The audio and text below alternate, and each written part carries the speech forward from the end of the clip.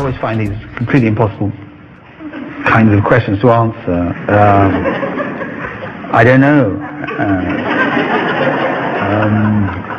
I had an idea for this evening and this novel, but I didn't quite know who these two people were.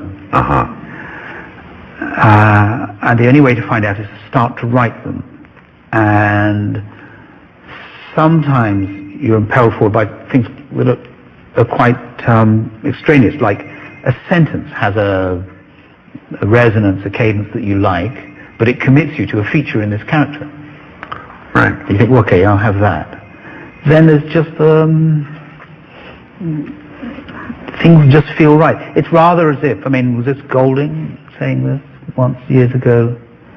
It's like walking along a beach and seeing a stone you like and picking it up. What tells you, what aesthetic, what theory would you have to say you preferred this stone to that? You'd be very hard put to it. It's just a sense. This is right, this feels right, this feels good. I was drawing partly on memories. These two characters are conflations of several people that I used to know. Edward, vaguely like someone I knew when I was at college many years ago, but that person was not a pugilist. Why did I want someone who's good at fighting?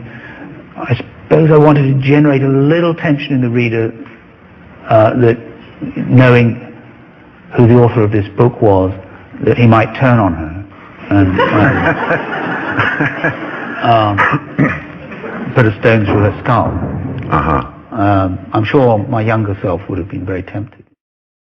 The description of the relationship between Florence and her mother, if you could just speak briefly about that, the Spinoza scholar. Well, Florence's mother, Violet, is a philosopher, a rather thin and bloodless and unaffectionate woman.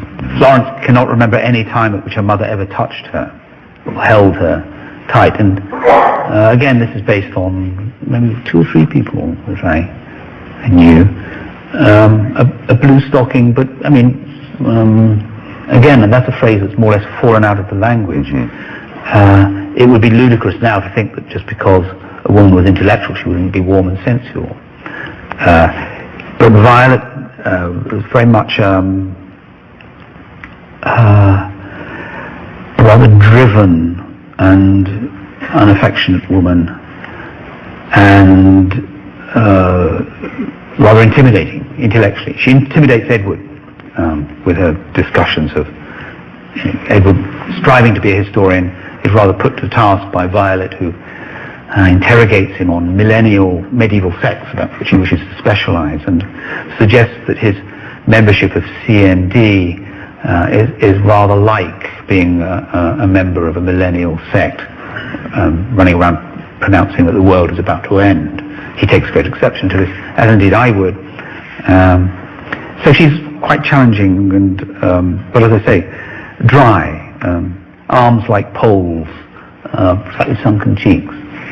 And that and the possibility, and I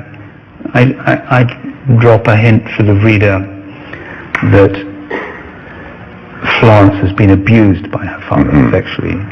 Between those two things, one maybe get a sense of why she is the way she is.